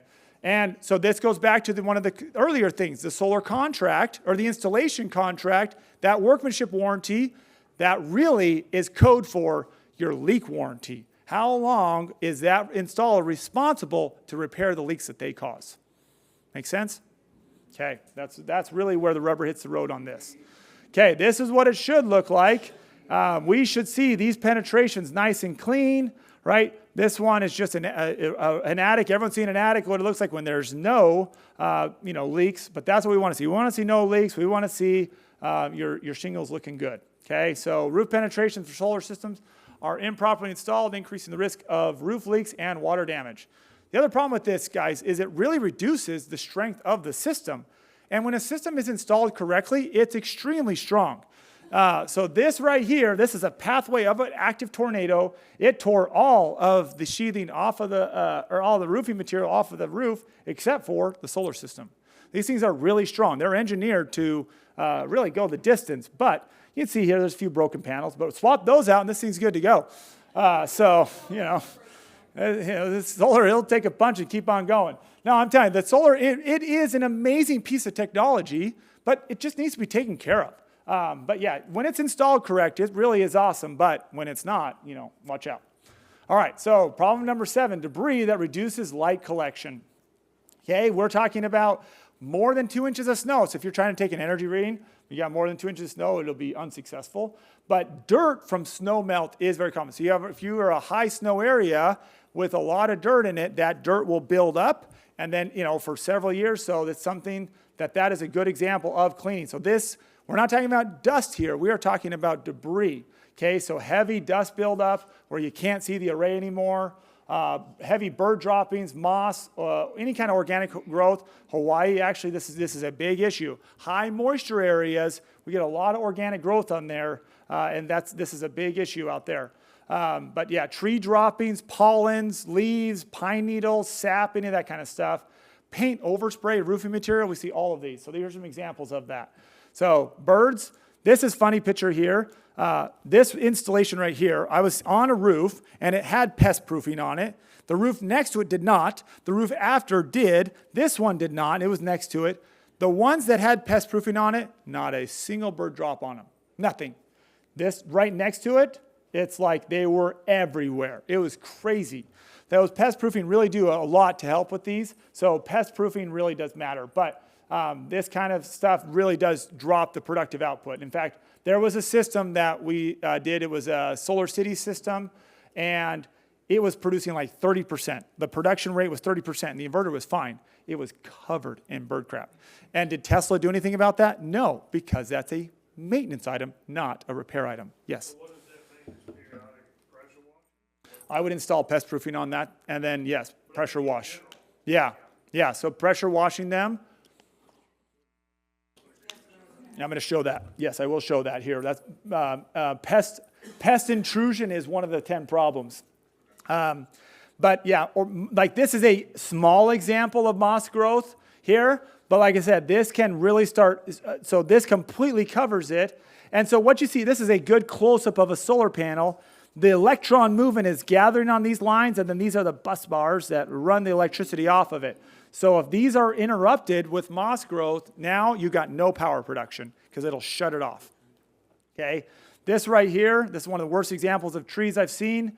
This right here is not coming from the top, it's actually on the underside. There's so much debris on there, so that's going to cause roof leaks. I mean, it's kind of hard to see there, but this is a big issue there. So if you got a big pine tree next to your solar system, this is not that uncommon, unfortunately. So either move the tree or move the system. So the panel, so in this case right here, or this case right here, no, you're going to need something more. This is going to require a physical, but you can use a scraper on that. It's glass, right? So treat this like a window. Think about glass like a window. The best way to clean it for dust is just a soft bristle brush, like an RV brush, and a hose. I wouldn't put chemicals on it because all that's going to do is attract more stuff. So water and just usually some sort of manual traction helps a lot. If you're going to clean them, once every few years, usually in most places is going to be good enough. But in this case, this is going to require some power washing. Someone's going to have to get up there, put some pest proofing on in order to get rid of them. Same thing, that'll require a more heavy hand. This should be either a scraper with maybe some kind of a chemical, but to get off all of the paint spray on that. What's the issue here?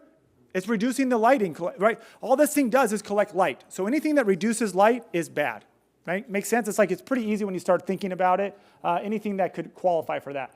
That's what it should look like, right? So these are nice, clean panels. These are not panels that have been recently cleaned or something. This is what most panels look like most of the time. A little bit of it's like if you think about your window, if your window gets a little dusty in your house doesn't go dark.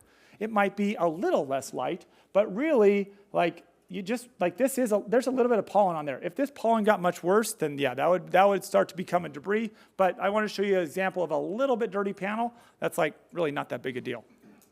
Okay. So in this pine needles covering up your solar panels, significant amount of pine needles have built up above the panels, reducing the energy output. Recommend trimming it back, replace the tree to improve the energy production. But also I would also call it out, say this is a very big problem for the roof. You can cause rot under there. There's all sorts of problems that are from that one. That one could be way more time than we have for that one. Okay, next up, pest activity on or under the panels. So we already saw one example of it, but here's some good examples of pests. So we saw this picture already, but birds congregating around, so roosting. In other words, if they're on the panels or they've got nests under them, those are considered roosting. But it'll reduce the energy output of the system. But even, you see that right there? There's still some pest proofing on that. And there's still some birds there, so they might have to do some more invasive pest proofing. That right there is what the pest proofing looks like, which I'll show you another picture.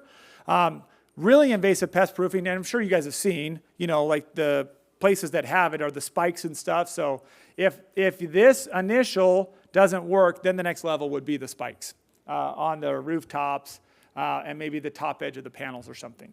But nests underneath, that's not good. And obviously, this is not good. I don't know what it is about squirrels, but they love to chew.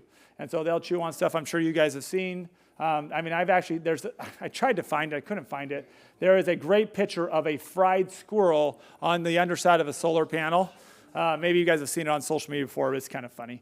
But that has happened. So pest proofing really does matter. If you've got a lot of pigeons in your area, not all areas do, or a lot of squirrels, pest proofing is something to watch out for. Okay, So this is what it should look like, that compared to that, nice and clean. This is what pest proofing looks like up close. It's just a wire mesh keeping them out, okay? It should be tight to the roofing material. If it's an S tile or a wave tile, right, it should be cut into the valley of that. Otherwise, they're going to go right underneath it. So this is when it's missing, but that's also clean. This is clean. Pest proofing is not required on every install, but it really does help, especially if you get, some sort of migrant animal that ends up moving in. So that's that.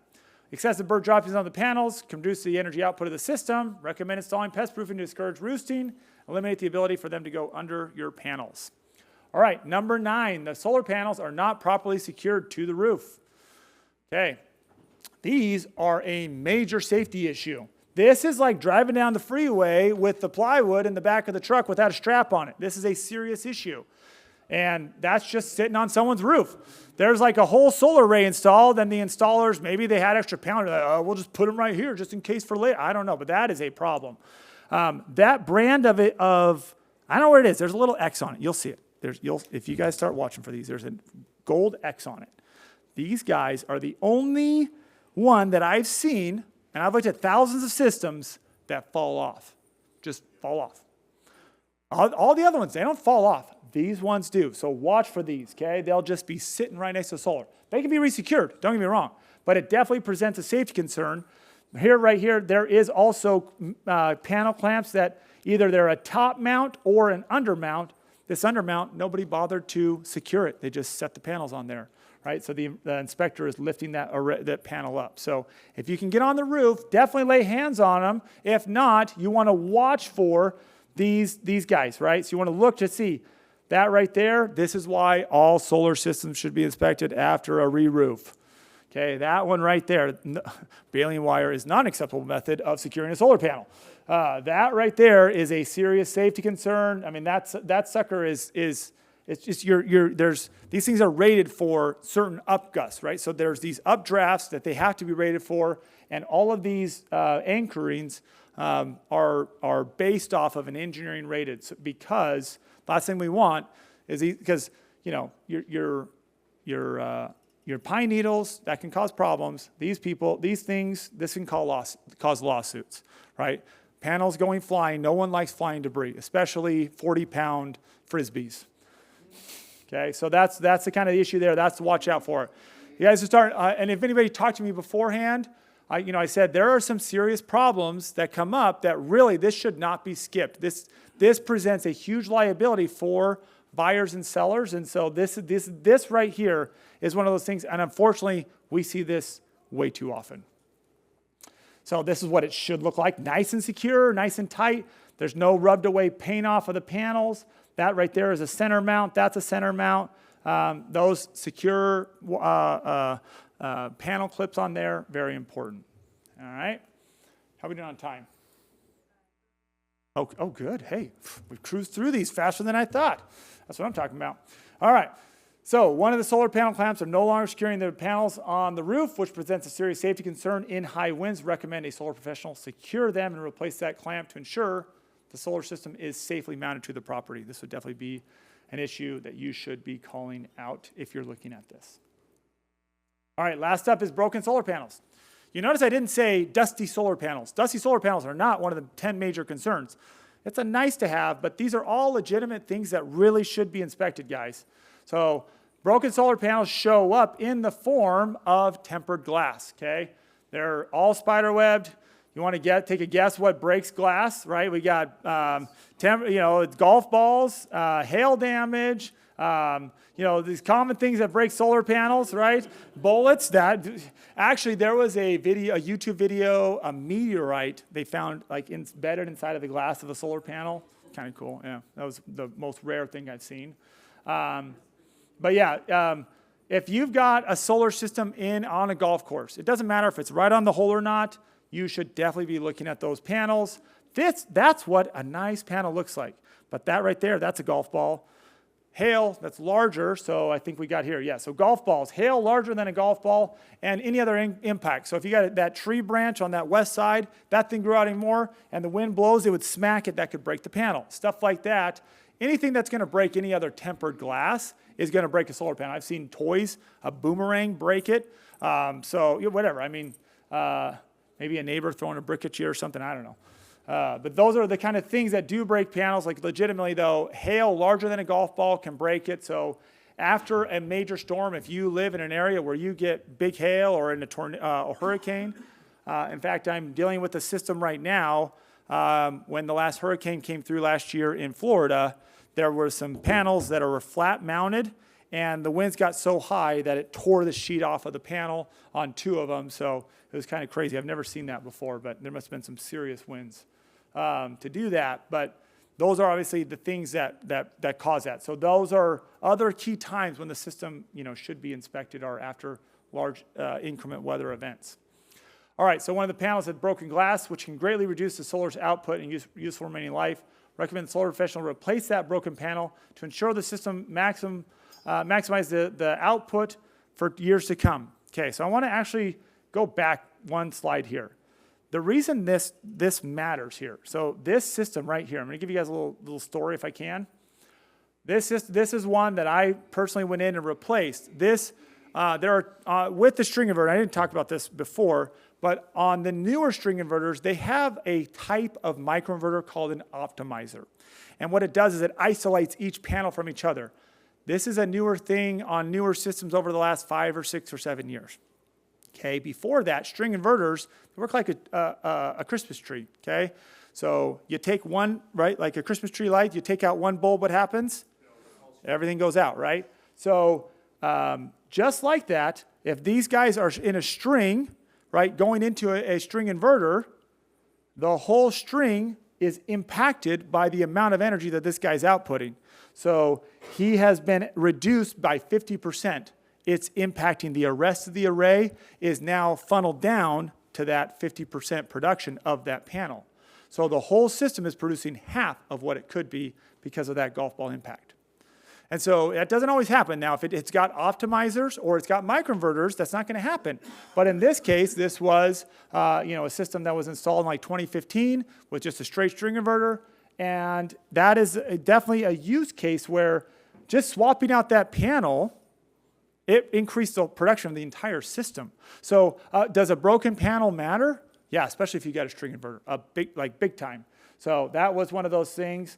And I'll tell you, if you guys looking for social media ideas around this, I posted about this. I said, what was the problem with this one? And someone guessed it right. But the whole system was cut in half by the production of this broken panel. So.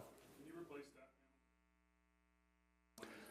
Yeah, no, that's actually a very good question. So I swapped this panel. This is a 280 watt panel. We swapped it with a 320 watt panel. That was the lowest wattage we could find to put it on there. All that means is we're probably only going to get the 280 that the rest of these are putting out, but it's not going to then cut off the rest of them. So you can swap that out with any other wattage panel. If it's in a string, it'll conform to whatever the rest of the string's energy output capacity is. So newer panels can be replaced with older panels when they are broken. The trouble is, honestly, if it's an internal mounted panel, what probably should happen as an installer, this is kind of going above and beyond in training here, but what I would do is I would take one of my outside panels, put it on the inside, and put the new panel on the outside so that way it would actually fit. Because otherwise, newer panels are going to be bigger than that, and it's not going to fit. Because most of the panels now are going to be 400 watt panels. And most of the panels now, the older rails, it's like a 2-inch rail, or not rail, but edge of the array, and most of the newer ones have about a 1-inch. And so that will need to be mounted independently because those center mount clips won't work on the different heights of your panels. So anyways, in terms of if you see that, that's not a big deal. That is a very common practice that you'll have like an extra panel next to it, and it will be it's mounted with 4 edge clamps instead of like the rest of it with a center mount clamp. That answer your question? That's a good question. Any other questions about that?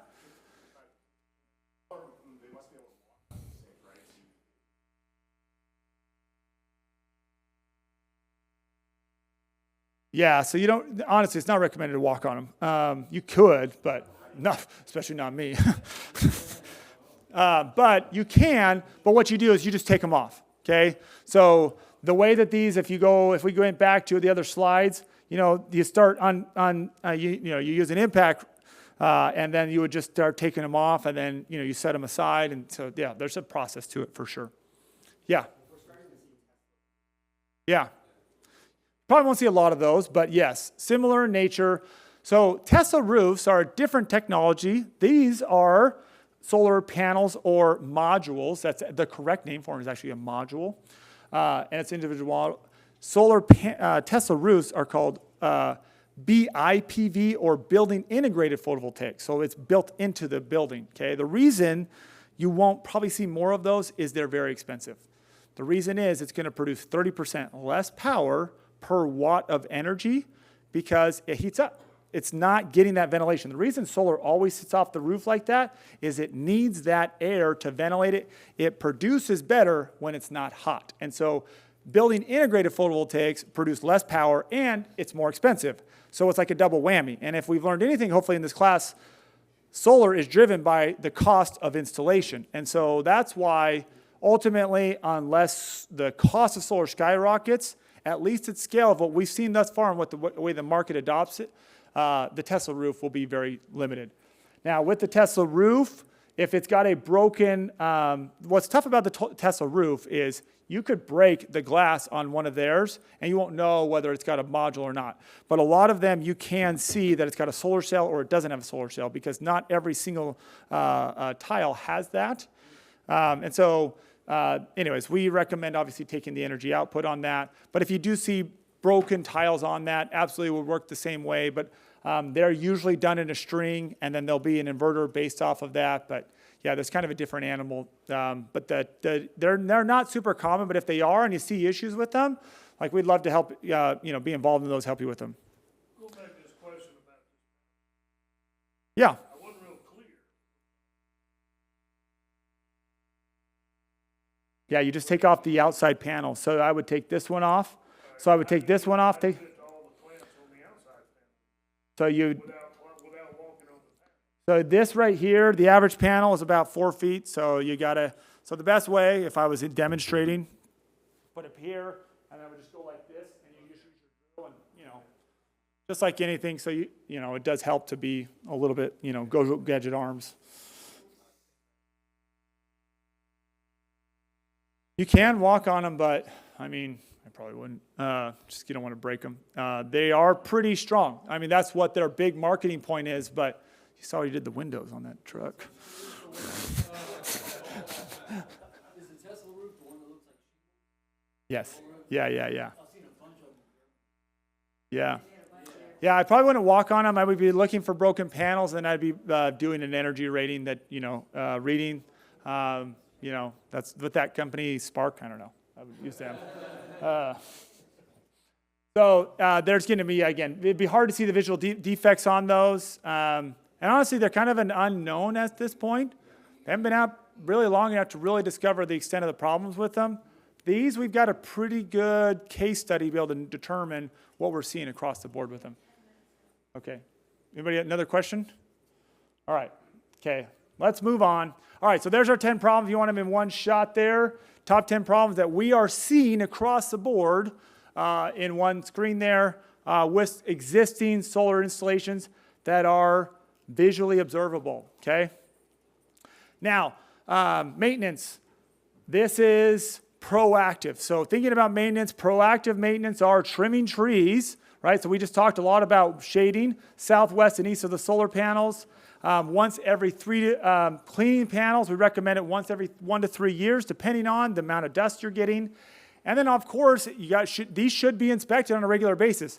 The reason for this inspection frequency is if it's not producing or there are problems, man, it gets expensive really fast. And the cost to inspect one of these, to send you out there, if they're paying you $400 or $500, that's 1 or 2 months worth of power that they've lost out on. So having them inspected on a regular basis can be a very good thing for homeowners. That's right. Now, reactive maintenance, which is what the solar guys when they're selling this call it, but really it ends up being repairs. The most common is going to be replacing inverters. Replacing an inverter is like changing a tire on a car. If your tires wear out, you don't throw the car away. You get new tires. But I can't tell you how many people have told me, like, well, we're just going to get rid of the solar because it doesn't work anymore. And it's like, well, if you spend $1,000 to replace the inverter, it'll save you because the average system, if it lasts 50 years, it could save them, even at the average cost of electricity at 20 cents kilowatt hour, $280,000. It's a significant amount of money. So spending a little bit now can go a long way later. Exactly. But usually it's not even that. So securing loose solar panel clips or wires, obviously as needed, those are critical repairs, or removing debris and cleaning your panels if you've got debris above or underneath them. Those are going to be your common repairs. Common times for, best times to have them inspected. So when it's initially installed, we recommend that because a lot of times solar installers, they get it up on there and they never go back to turn it on. I've seen that happen way too many times. When the solar is not performing as inspected, so a lot of times people are like, I don't think this thing even works. So being able to inspect it and show someone how well it's working or not is really valuable, or why it's not doing what they thought it would do. When a home with solar is being sold, obviously, after a roof replacement like we talked about, and then every 1 to 3 years, very helpful time to go out there and make sure that the system is producing well. Okay, so if I can, just quickly share with you a little bit about what we do. I'll make this very brief, but we make this really easy. So fast and easy, we provide training, software, and support to help you guys with this. Oh man, there we go. So with Spark, so if you're doing this on your own, it could probably take an hour or so, but we try to help you do this in under 15 minutes, and we generate solar reports for you, help you earn an extra $300 on this. So it's a good trade in time, and you don't have to touch any poop. All right, okay, now use the thing that we do help you do that we're not going to really cover in this class, though, is use a multimeter, which we're going to give away a couple of them right now. We're going to do drawing for these. But this is where we measure the energy output. This is something that we do with our clients using a multimeter. I'm sure I talked to most of you guys about that today. All right, but I want to give you guys a quick case study with the report that we generated. So this is a solar system in Phoenix, Arizona. Paul, he's one of our first guys that we got going with this. This system was 15 years old. And this system was an 8 kilowatt system. We measured the remaining life on the system, how well it's producing energy, the storage medium, and the safety and caliber of the installation. On here, we see the rate of degradation of this system. It was, we're 15 years into the system, so it's got about 34, 35 years left on it. So we can see here, if it was producing 100% on year one, we would expect that by here, it's producing somewhere around 11,000 kilowatt hours. But that's kind of, and then these right here are the replacement intervals. So this system did not have a new inverter on it. So this inverter was the existing inverter that got installed there, and lo and behold, it's only producing 84% of what it ought to. If they replace this inverter, which has started wearing out, it probably would jump right back up to 100%. So we measure what the expected output is versus what it actually is producing, which if they've got monitoring, great. They can do this all on their own. This is something that we help them measure.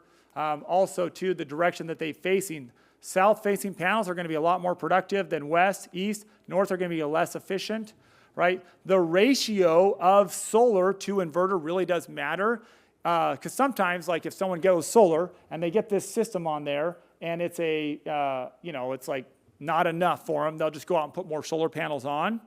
But if you don't upsize the inverter or put more microinverters on, all you have is just more panels doing nothing. And so that ratio is important. That's one of the things that we measure with people. Also, the breaker size does matter. So that's part of that one is on there, but it's the wrong size for that one. It's too big, actually. So it's not going to trip at the point that we would need it to. They had some old lead acid batteries that were installed with it, but they hadn't been maintained. They were producing 0, so we scored that at 0. They still have some net metering, so we gave that a little bit there. But their primary energy storage was through net metering rather than batteries. And then this one had, that right there is a good example. That's a mid clamp clamped on an end clamp. Not good. There is, that is not, I think it's barely hanging on there. That right there, you've got the wires just laying across the wire on that. So the thing to do there would be to take up the panels, re-secure the wires with better material. But this does have the labels that we need. And anyway, so just like I said, clicking through here. Fire codes, these guys were, this one was too close to the ridge, but had plenty of room on the other side. It did have pest proofing on it. There was no broken panels, and there was no other damage. So we kind of outlined that in the comments here and talked about it. The solar installer was no longer in business, My Solar LLC. So there wasn't anything they could do about that equipment, but because of that, anyways, it breaks down the information on there.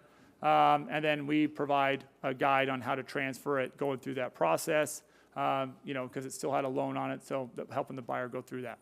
But that's just a quick case study, kind of seeing how that shows up for a system that's not perfect. So, a little bit about Spark. Obviously we do help you leverage solar inspections to grow your business, not just inspect them.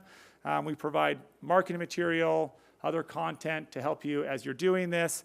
Obviously the educational content and stuff. So that's a little bit about that. And that's all I've got for you. Thank you.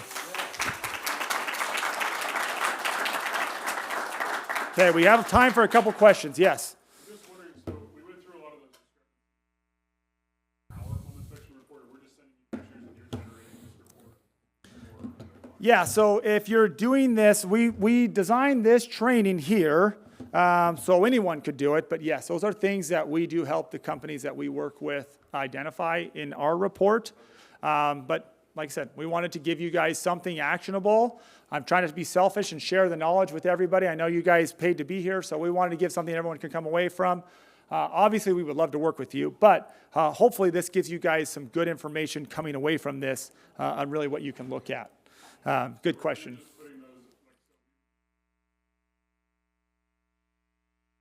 Yeah, so we help you identify those. We've got some pre-written into our software. Basically, it's just selecting them, and then it populates them inside of our report. Yeah. Yeah. What other questions do you have after we went through that? Yes. Talk a little bit about your training for the evaluation.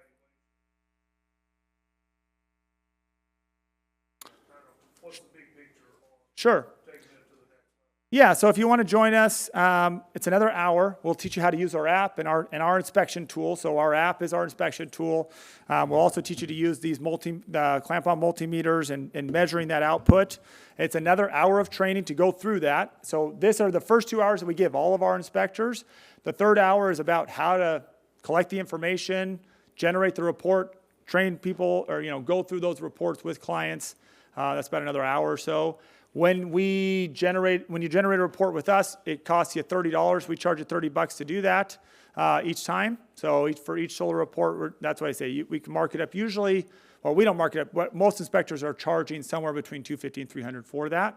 And then all of our training and marketing material, everything else, we charge $20 a month for that. So that's just like a fixed cost. And then there's no upfront cost. We give everybody the first 30 days to kind of self-train and go through this, and there's no fees for the first 30 days. Yeah, there's so much of that. We have a CE class that we give you to teach agents about this.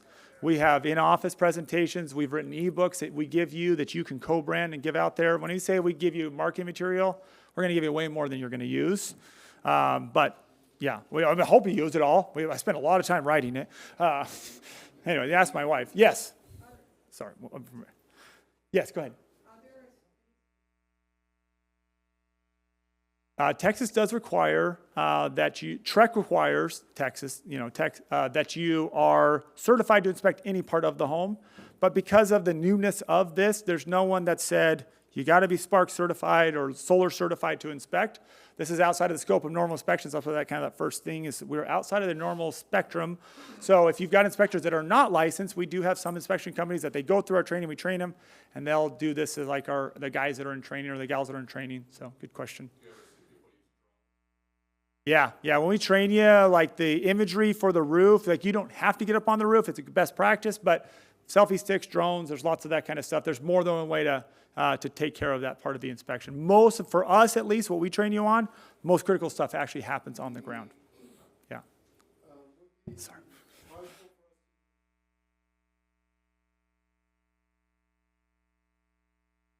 That's something that Spark can help you with, or you can, yeah. I mean, we help provide installer support or anything else. Like Spark doesn't do that, but we have vetted people in most markets. If we don't have someone, we can help find someone.